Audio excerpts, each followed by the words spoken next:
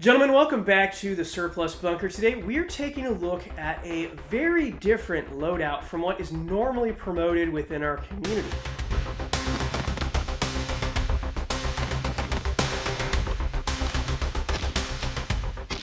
This loadout is informed by my over 10 years in federal law enforcement and private security.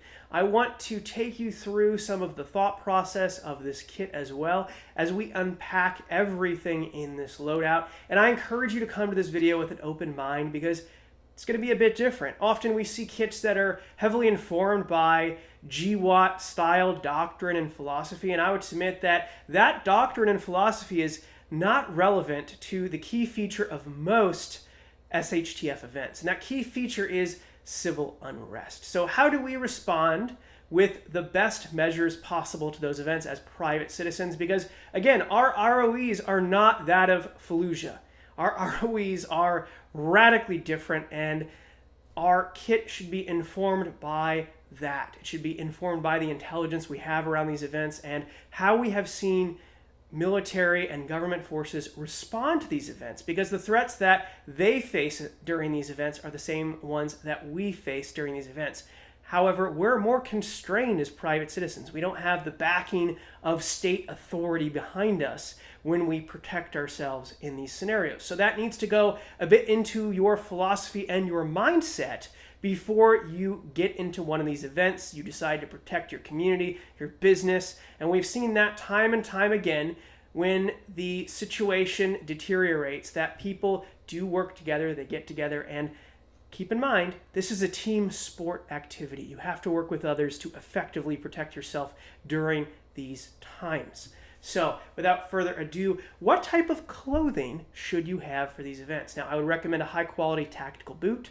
I would recommend khaki FR, fire retardant trousers. I would also recommend that you have a cotton shirt. Additionally, you should have a high-quality tactical belt that will serve to help offset some of the weight of the equipment that you're going to be wearing. Additionally, you're going to have some type of cover garment for your pistol belt and plate carrier. That cover garment is going to be typically part of what I would call a 511 tuxedo style appearance.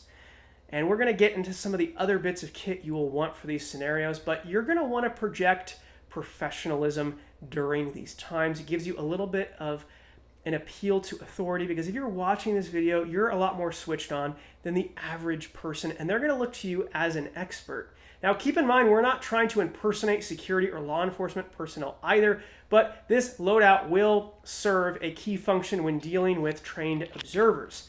As part of what I will call the camo man theory, you will undoubtedly end up interacting with law enforcement or military personnel. They may make contact with you, but that contact will likely be limited because they have other things to deal with and you're pretty much on your own. But they may roll up just to see who you are, what you're doing, be cordial. They might even just nod or wink at you and go about their business. During these events as well, I want to add real quick that there were a lot of entities roaming around who were dressed in a very similar fashion, and they were completely devoid of all insignia. They were cops working for a number of different agencies, and it would probably shock you as to whom some of them were working for. But I digress. Let's talk about the actual carrier and the features of the carrier that we want. I'm going to start with really the most important feature of this carrier, and that's the carrier itself. You need to get a good quality plate carrier. I recommend black over multicam because most of us don't live in the middle of the woods, and if you're responding to or dealing with one of these events, this is going to be the way to go. As I said, it projects a level of professionalism that the multicam, we're not trying to get confused for or misrepresent ourselves either. So I would stick to black. I'm going to start with the less than lethal option that I have on the carrier, and that's going to be pepper spray. This is Freeze Plus P, a personal favorite. It is a CS-OC combination. This is something you do have to replace every few years, so if you do build this loadout, keep that in mind. Make sure you check your equipment, the expiry dates, and all that. Something else I have on this kit as we're moving along, I do have a tool from Benchmade here to make a little bit of space if need be. Additionally, I have a pair of handcuffs. Now, why would I want handcuffs? Now, I would encourage you to do some research. You may need some licensing. I would recommend that you get training. That way you are proficient in the use of all of the things that we're going to be talking about here today as well. But if you use force on someone, you're essentially responsible for that person now. However, if there's a group, if you end up utilizing OCCS type equipment on an individual, they will likely take care of them and scurry away. Hopefully you never need to deploy any of this stuff, and the projection of strength by looking professional will be more than enough to dissuade people, because it did work very well in the past for a lot of groups. But you are responsible for that person, as I said, if you use force, especially if that force goes to the lethal level. You will want to have a way to restrain that person's hands as you perform aid. And yes, you will be performing aid. You did just use force on another human being. Again, you're responsible for that, and you're responsible for that person now. Attempt to get them help as quickly as possible. There may be other scenarios where someone got violent and you have decided to restrain them because it may have approached the felony level of force, but you also have to be mindful. If law enforcement is not responding, how objectively reasonable is it to hold someone for 4 or 5 hours? Probably not. So be very, very careful, study some case law, and do your due diligence before, again, wading into any of this. Up next, I have some magazines, and you'll see that I don't have a lot of magazines. Again, lethal force is not something to be taken lightly, and I see and feel that it is promoted too much by the type of loadouts we see built here. Because if you don't have any other option than a hammer when you're working with your tool belt, well, guess what? You only have that hammer, and maybe it didn't call for that. So, magazines. I've got 2 pistol mags and 1 rifle mag. That's more than enough to deal with these type of events. Again, team sport activity. Weight consideration is another key factor when looking at this. We want to be very mindful of how much all of this weighs, because when you get ceramic plates, they're extremely heavy. And in terms of comfort, you can get level 3 plus plates that are going to weigh a lot less, but they're not going to serve you as well as the level 4 plates. We have seen some pretty big boy calibers brought out to these events, but generally 5.56, 7.62, level 3 plates are probably going to be okay for most people. These are, however, level 4 plates. In addition to that, soft armor, it has its place in your philosophy and in your doctrine around certain events, but I would generally submit that you want rifle armor, and the soft armor that's available, if it's going to be comfortable to wear for long periods of time, it's going to be custom, and it's going to be very, very expensive. Figure $1,200 plus. It's going to be a 6 to 8 week wait, where you can get into NIJ rated hard plates for significantly less than that. I would encourage you to do your research and due diligence before jumping into any particular brand. In addition to that, I have a dangler pouch on this, and inside there I have gloves. I've got an extra tourniquet on there as well. I generally carry medical gear on my ankle and often will add an IFAK to my belt if need be. But as you can see, I have a lot of equipment on the carrier itself, and a big reason why is that it just makes everything more comfortable for longer duration. When I see guys build these giant war belts and battle belts, often to me it says that they haven't worn this stuff for long periods of time. In fact, most recently I was watching Blue Jean Operator, and he touched on that fact, how in the Army he experienced a lot of pain and discomfort by wearing a thinner belt, a thinner war belt, and now he wears a big padded war belt when running around the Milsim West events. And there's a reason you're going to see there's a very large pad on my belt that helps distribute a lot of the weight more effectively. And if you can move some of the weight up onto your shoulders and distribute it across your torso, you're going to be a lot better off. In addition, you need to have a strong core and a strong back to wear this for long periods of time. You'd be in the gym, you need to be training. Because if you can't effectively defend yourself or protect yourself without this equipment, there's no way you're going to be able to do it with this equipment on.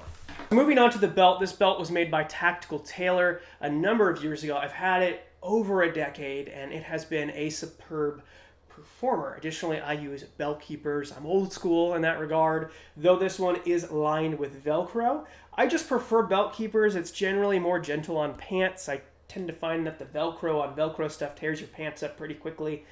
This one has On the back, a very nice feature, the backup brace. As I mentioned, you want to have a way that distributes the weight of the pistol and everything you have on your belt across your body more effectively, and a good quality belt and underbelt is critical for that. Additionally, I keep my primary flashlight on here as well. This is a very powerful stream light with a strobe function. I'm a big fan of that. Again, going back to having options, less than lethal options, this can help disorient and possibly steer a crowd away from your position.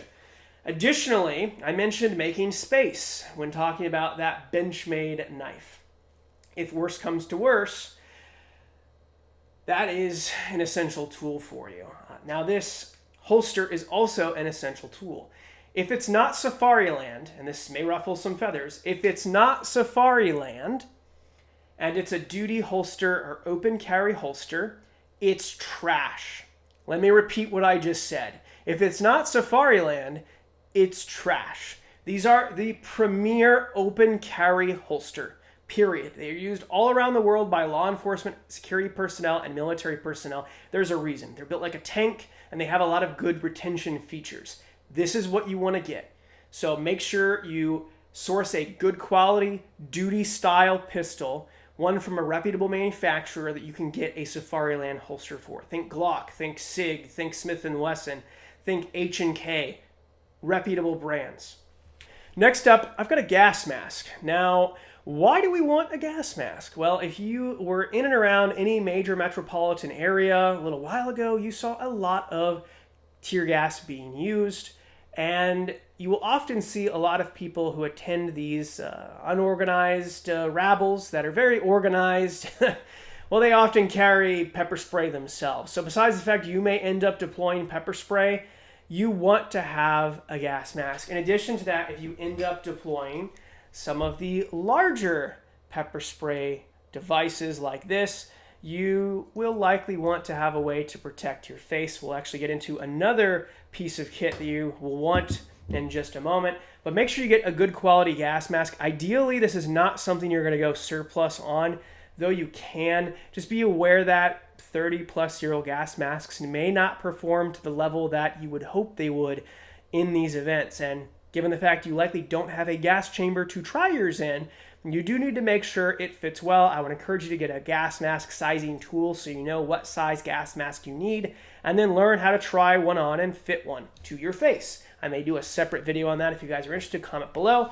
In this bag, which I have found very comfortable with the dual leg straps, I have one of the Avon masks that are currently used by the United States military. You can see how I have it pre-staged as well for use.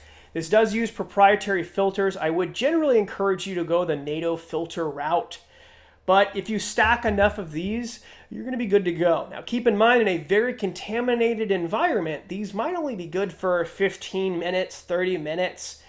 You can often reuse them, though I wouldn't necessarily recommend it, but I would encourage you to get a mask, get it staged properly, learn how to wear it around your house a little bit, get comfortable with it. I'd also encourage you to have one that you can utilize a drinking straw with, because you may end up wearing this for a few hours if there is CS or OC spray or other types of things wafting around in the air that you don't want to be breathing in.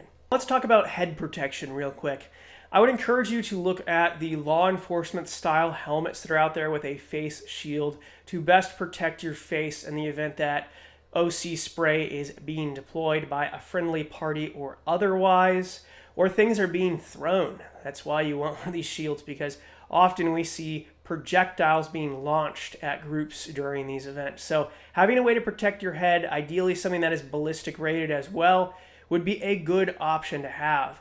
Another thing that I have not yet purchased, but am considering acquiring, I think it's very important, especially if you're in a more urban area, you need to get IR glasses. Glasses that are designed to dissipate the damaging effects of lasers into your face. So these glasses work across a broad range of laser spectrums, and they will prevent damage from occurring to your eyes. There were a lot of police officers who have permanent damage from the events we saw because they didn't even know that lasers were being shown in their eyes, and the ones that they did were extremely high power, and they caused permanent vision changes. And the last thing you want to do is essentially become completely blind simply because you're trying to protect your business or your community or your home.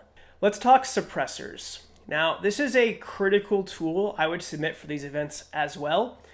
And there's a number of reasons why. Number one, noise and the ability to communicate amongst your group. God forbid you have to use force. You're likely not going to be wearing ear protection at that time. I would advise that you do have ear protection, but I'll tell you right now that most existing electronic ear protection that I'm aware of tends to cause a lot of unnecessary distractions. You're hearing ambient noises often when wearing ear protection that are nowhere near you. You might be 200 or 300 feet from an air conditioner, but it sounds like it's right on top of your head. Even if you walk through a very quiet building, it begins to amplify the noises of pipes and other things. And while they're certainly useful, especially to tie in with communications, you need to have full 360 awareness of what's going on around you. So for that reason, I will tell you right now, you're not going to be wearing Ear Pro during these events unless people are actively throwing things or fireworks or other things, in which case, yeah, I would tell you to put them on. But be aware that they will cause additional secondary distractions that you aren't even aware of unless you train with your equipment. Now, I just touched on suppressors, and what would I recommend for these types of events that might need suppression?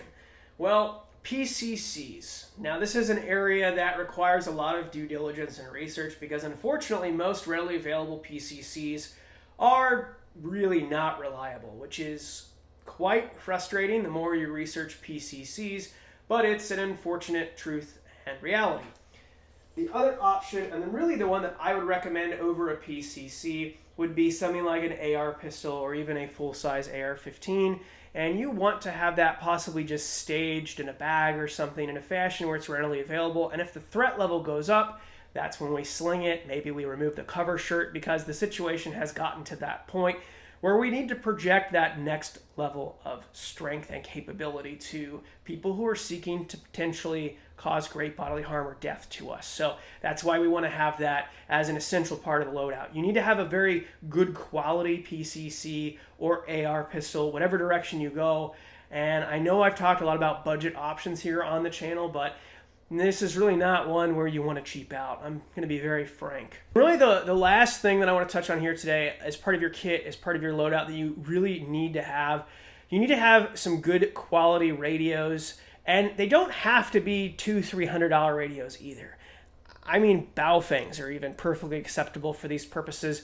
You need to be able to communicate, have a few of them on hand, and you can also use these for an additional layer of intelligence gathering and research to even make the determination as to whether or not you even need to deploy in the first place. So knowing how to use your radio, how to scan with that radio, monitoring social media, all of that will help you formulate a good response plan to the type of event that it is that you're dealing with. Anyway, guys, I hope you enjoyed this video. Hopefully it opened your eyes to some other schools of thought in terms of the level of preparation that maybe you should consider making, and perhaps you should retailor some things or thought processes. Again, I would encourage you to get training, research crowd control, research crowd dynamic, take some force-on-force classes, really get the adrenaline pumping, because if you've never confronted dangerous or violent people before, you really don't want to have to do that for real in the real world when seconds matter and now you're freezing because you don't know how to deal with this scenario. As I said, buying this kit does not make you prepared. Your training and your mindset is what ultimately makes you prepared for these situations. Take care, guys. Stay safe out there. I hope the next few months remain peaceful. Time will tell.